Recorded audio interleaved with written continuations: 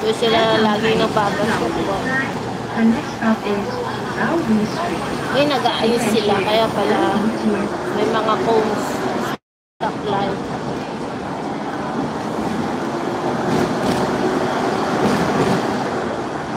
Ganda kaya dito, as in.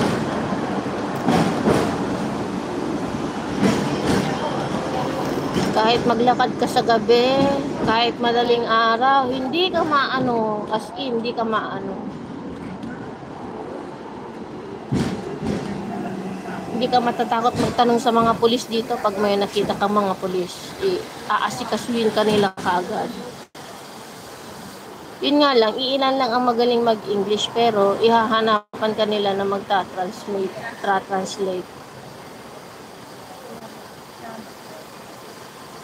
At isa pa, ang mga pulis dito sa Hong Kong, hindi ko lang alam pero yun, ang pagkakaalam ko,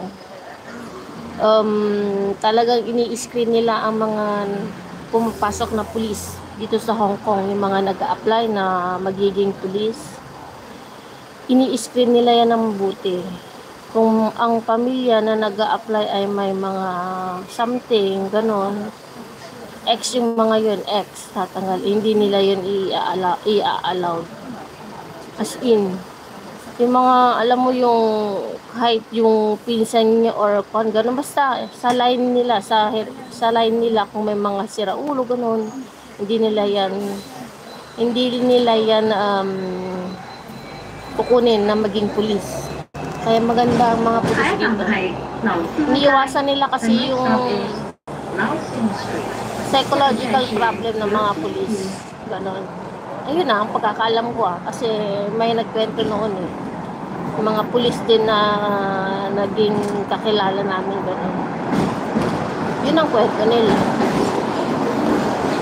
Kaya maganda mga pulis dito.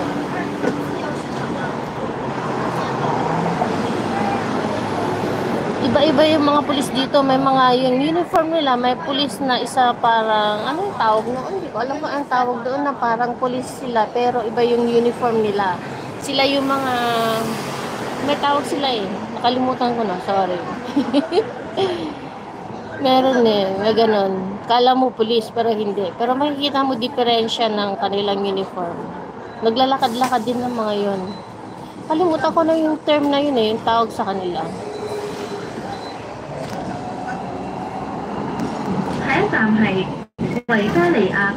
Bakit kaya ng weather ngayon? Maalinsangan. Dito na yung Victoria Park. Dito sa right side. Dito sa right side. Dito sa right side. Yan. Diyan. Nagbabasketball ang mga Pilipino. Yan. Yan. Nagbabasketball na sila. Yun. Sila.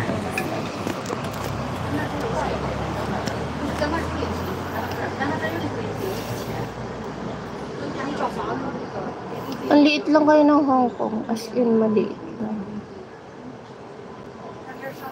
Pero ang una ko kasi, hindi ako dito sa pinaka-sentro. Hindi ako dito sa pinaka-island. Dati ako sa Chun Mun. Yun yung sinasabi kong parang barangay nila ba? Chun Mun. Pag andun ka sa Chun Mun or yung sa Yuen Long o sa Tsuen Wan, iba naman ang kwan doon, ang weather. Kung malamig dito, mga sabihin mo na pag 10 degrees dito, doon naman less 2, kaya nagiging 8 degrees, gano'n. Mas malamig doon. Yun ang difference naman nila.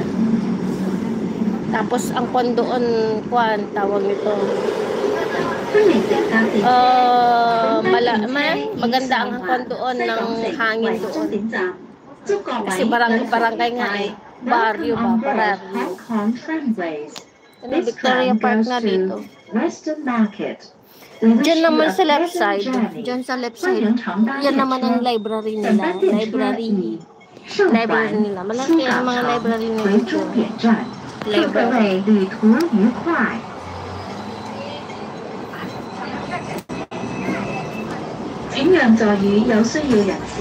Please offer your seat to anyone in need. 请让座于海港系顺德街. The next stop is